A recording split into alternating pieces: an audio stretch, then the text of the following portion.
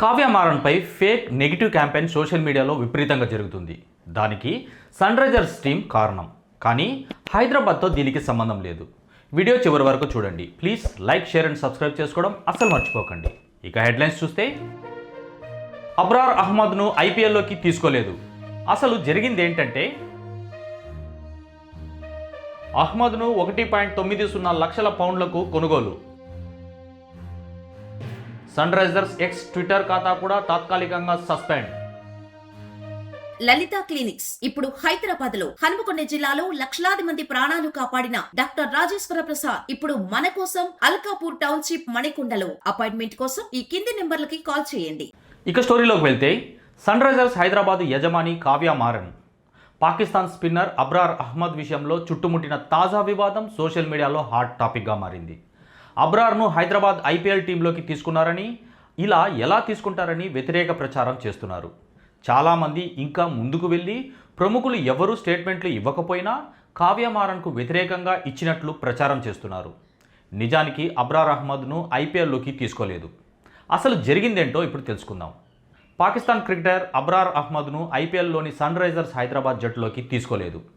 అసలు విషయం ఏంటంటే, ఇంగ్లాండ్లో జరిగే ద 100 లీగ్లో సన్ గ్రూప్ యాజమాన్యంలోని సన్ రైజర్స్ లీడ్స్ జట్టు అబ్రార్ అహ్మద్ను 1.90 లక్షల పౌండ్లకు కొనుగోలు చేసింది. భారత్ పాక్ మధ్య ఉన్న ఉద్రిక్తతల దృష్ట్యా ఐపీఎల్ జట్లు పాక్ ఆటగాళ్లను తీసుకోవడం లేదు. కానీ విదేశీ లీగ్లో భారతీయ యాజమాన్యం ఉన్న జట్టు అబ్రార్ను ఎంచుకోవడం తీవ్ర చర్చకు దారితీసింది. ఈ కొనుగోలుపై సోషల్ మీడియాలో కావ్య మారన్, సన్ రైజర్స్ యాజమాన్యంపై తీవ్ర వ్యతిరేకత వ్యక్తమవుతుంది. దీనికి ప్రధాన కారణం, గతంలో అబ్రార్ అహ్మద్ భారత్కు వ్యతిరేకమైన చాలా వ్యాఖ్యలు చేశాడు. దీంతో దేశభక్తి కోణంలో కావ్య మారన్ను టార్గెట్ చేస్తున్నారు. దీనివల్ల Sunrisers Leeds X Twitter ఖాతా కూడా తాత్కాలికంగా సస్పెండ్ అయ్యే వరకు పరిస్థితి వెళ్ళింది. ఈ వివాదంలో సెలబ్రిటీ పేర్లతో తప్పుడు ప్రచారం జోరందుకుంది. బాలీవుడ్ నటి అనన్య పాండే వంటి ప్రముఖులు పాక్ ఆటగాడిని కొన్నందుకు నిరసనగా ముందు దేశం ఆ తర్వాతే ఏదైనా అని స్టేట్మెంట్ ఇచ్చారని కొన్ని ఫేక్ ఫోటోలు వైరల్ అయ్యాయి. కపిల్ నుంచి గవాస్కర్ వరకు కోహ్లీ సహా ఎంతో మంది వ్యతిరేక వ్యాఖ్యలు చేశారని ప్రచారం చేస్తున్నారు. వాస్తవానికి ఏ ప్రముఖుడు ఇలాంటి వ్యాఖ్యలు చేయలేదు. కేవలం ప్రజల్లో భావోద్వేగాలను రెచ్చగొట్టడానికి, యాజమాన్యంపై ఒత్తిడి పెంచడానికి మార్ఫింగ్ చేసిన పోస్టులను కొందరు వైరల్ చేస్తున్నారు.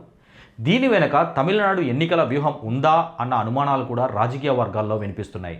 సన్ గ్రూప్ యజమాని కళానిధి మారన్ కుటుంబం తమిళనాడులోని అధికార పార్టీ కుటుంబానికి చెందినవారు. ఎన్నికల సమయంలో పాకిస్తాన్ ఆటగాడి కొనుగోలు అంశాన్ని సాకుగా చూపి మారన్ కుటుంబ సంబంధాల ద్వారా డీఎంకేను దేశ వ్యతిరేకులుగా చిత్రీకరించే ప్రయత్నం చేస్తున్నారని భావిస్తున్నారు. తమిళ ఓటర్ల మనోభావాలను ప్రభావితం చేసేందుకు ఈ క్రీడా విధానాన్ని రాజకీయ ఆయుధంగా మలుచుకున్నట్లు విశ్లేషకులు భావిస్తున్నారు. ఇది కేవలం ఒక క్రీడా సంబంధిత కొనుగోలు అయినప్పటికీ జాతీయవాదం, రాజకీయ ప్రయోజనాల అంశంలో అతిపెద్ద వివాదంగా మారింది. ఐపీఎల్లో పాక్ ఆటగాళ్లకు చోటు లేకపోయినా, విదేశీ లీగ్లలో భారత యాజమాన్యాలు వారిని తీసుకోవడం చట్టబద్ధంగా తప్పేమీ కాకపోయినా, ప్రజల భావోద్వేగాల దృష్ట్యా ఇది కావ్య మారన్ టీంకి పెద్ద తలనొప్పిగా మారింది. పాకిస్తాన్ క్రికెటర్ అబ్రార్ అహ్మద్ను ఐపీఎల్లోని సన్ రైజర్స్ హైదరాబాద్ జట్టులోకి తీసుకోలేదు. అసలు విషయం మాత్రం, ఇంగ్లాండ్లో జరిగే ద 100 లీగ్లో సన్ గ్రూప్ యాజమాన్యంలోని సన్ రైజర్స్ లీడ్స్ జట్టు అబ్రార్ అహ్మద్ను 1.90 లక్షల పౌండ్లకు కొనుగోలు చేసింది. భారత్ పాక్ మధ్య ఉన్న ఉద్రిక్తతల దృష్ట్యా ఐపీఎల్ జట్లు పాక్ ఆటగాళ్లను తీసుకోవడం లేదు. కానీ విదేశీ లీగ్లో భారత యాజమాన్యం ఉన్న జట్టు అబ్రార్ను ఎంచుకోవడం తీవ్ర చర్చకు దారితీసింది. ఈ కొనుగోలుపై సోషల్ మీడియాలో కావ్య మారన్, సన్ రైజర్స్ యాజమాన్యంపై తీవ్ర వ్యతిరేకత వ్యక్తమవుతున్న తరుణంలో, దీనికి కారణం గతంలో అబ్రార్ అహ్మద్ భారత్కు వ్యతిరేకమైన చాలా వ్యాఖ్యలు చేయడమే అని తెలుస్తుంది. దీంతో దేశభక్తి కోణంలో కావ్య మారన్ను టార్గెట్ చేస్తున్నారు నెటిజన్స్.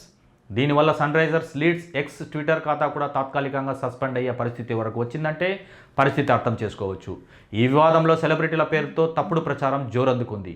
బాలీవుడ్ నటి అనన్య పాండే వంటి ప్రముఖులు పాక్ ఆటగాడిని కొన్నందుకు నిరసనగా ముందు దేశం ఆ తర్వాతే ఏదైనా అని స్టేట్మెంట్ ఇచ్చారని కొన్ని ఫేక్ ఫోటోలు వైరల్ అయ్యాయి. కపిల్ నుంచి గవాస్కర్ వరకు కోహ్లీ సహా ఎంతో మంది వ్యతిరేక వ్యాఖ్యలు చేశారని ప్రచారం చేస్తున్నారు. వాస్తవానికి ఏ ప్రముఖుడు ఇలాంటి వ్యాఖ్యలు చేయలేదు. కేవలం ప్రజల్లో భావోద్వేగాలను రెచ్చగొట్టడానికి, యాజమాన్యంపై ఒత్తిడి పెంచడానికి మార్ఫింగ్ చేసిన పోస్టులను కొందరు వైరల్ చేస్తున్నారు. దీని వెనుక తమిళనాడు ఎన్నికల వ్యూహం ఉందా అన్న అనుమానాలు కూడా రాజకీయ వర్గాల్లో బాగా వినిపిస్తుంది.